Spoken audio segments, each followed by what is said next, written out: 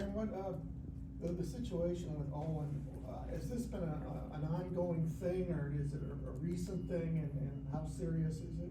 Relatively recent, obviously serious enough to have surgery, and he needed it. You know, it's unfortunate timing for him and for us, but you know, it's one of those things where, as we said in the release, you know, the risk of permanent injury was there. And that's not something, you know, we're gonna deviate from. You know, his health and welfare is the most important thing. So it's just untenable for him to keep playing? Well, it would be painful, but well, like I said, you know, kid wants to play basketball for a long time, and we want him to play basketball for a long time, and that would be in jeopardy were he to play. It's his right shooting hand, right? Did that make a difference? It had it been his left hand, would it? I think that's an interesting question. I probably the same. You know, he legitimately would have had difficulty moving forward with movement in his hand, which clearly is important if you're trying to play basketball. Sure. So, Fran, is your impression that Owen will be with the team beyond this season? yeah. Fran, with Owen being out, Riley's giving you some pretty good spot up minutes and time. I guess what's the kind of plan moving forward? Whether it be Riley, maybe Chris Taggio get some run, say do the small ball lineup. Well, you know, I think Logi too. Mm-hmm. Yeah, I would think Riley, Logi, potentially Chris. Yeah. Who would start then tomorrow night, do you think? Still working that out. You've gone with smaller lineups with Peyton at the 4. Do you see that potentially changing now, going bigger, or is that just kind of a? Yeah, I think there's times when you're going to be able to do both. You know, I don't think you just say we're going to go small, we're going to go big. Depending upon foul trouble, injury, the team you're playing against, and what you think you need that night will determine what we do. Fran, I know you've talked about the professionalism of this team and how they're always ready to work. I guess coming off a bit of a skid, 4 of 5, and then this happens with Owen. What's the response been like? Yeah. You know, really working hard, locked in, very positive. It's been not that I'm surprised, but you know, I've been really impressed by their approach. Pretty different Purdue team this year without Edie. What have you seen from Matt's team? Yeah, different without him. Any team's gonna be different without him. I think Kaufman-Wren has really taken his game to a whole nother level. We've seen that. You still have the backcourt, which has been, those two have been starters since the minute they got there, and the preseason player of the year. So you know, those two guys are special, and you know, they always, you know, Matt always has depth. Guys, you know, he changed the starting lineup once, but the guys are still playing a lot. He's got a good mix of veterans and young guys, and everybody understands and accepts their role and plays it to the best of their abilities. And they've got pieces.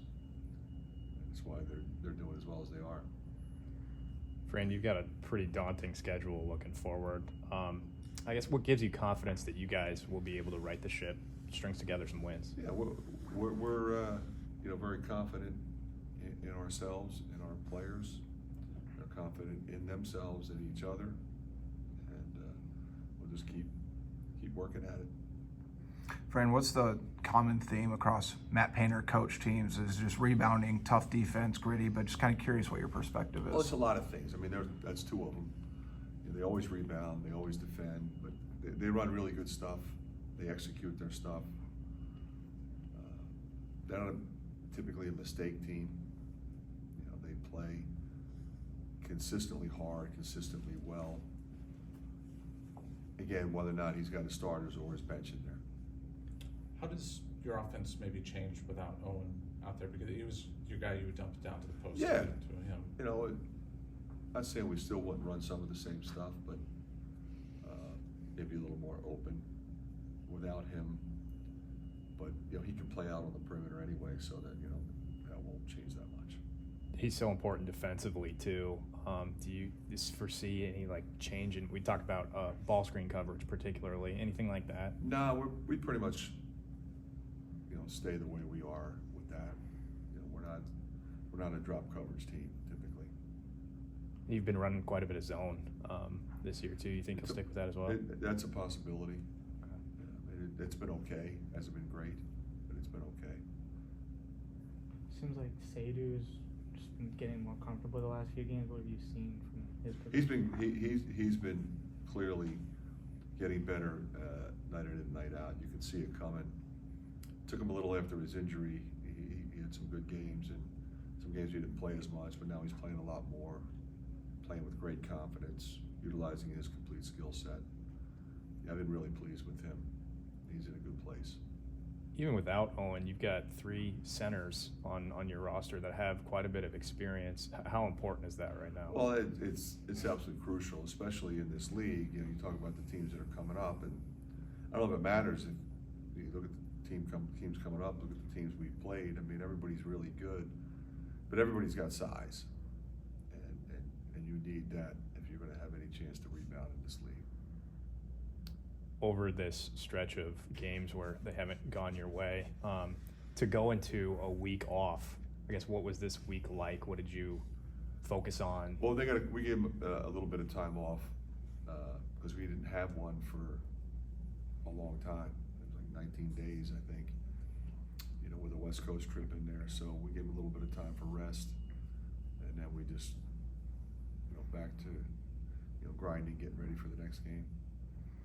In terms of rebounding without Owen, you had mentioned needing more rebounding from the guards. Is that something? I mean, is that how you feel like you can kind of make up for that at this point? I think you have to make up for it in that way. Everybody's got to rebound. I mean, he's obviously our best rebounder and our most consistent rebounder, so we have to make up for it with whoever takes his place, but everybody else. Fran, I know you were here yesterday for Caitlin's jersey retirement. I know because of her and Connor, you've gotten to know her quite a bit. I guess what that moment mean, you know, watching it yesterday, and just kind of what she's kind of meant to this university and to you guys too. It really meant a lot to her, and understandably so. It was an opportunity, you know, for people from the entire state, and on an international level, even as we saw, appreciate what she's done. Like a lot of times when you're going through it, it's not the same. You know, now you can reflect back and you start listing her accomplishments, which are so incredibly impressive.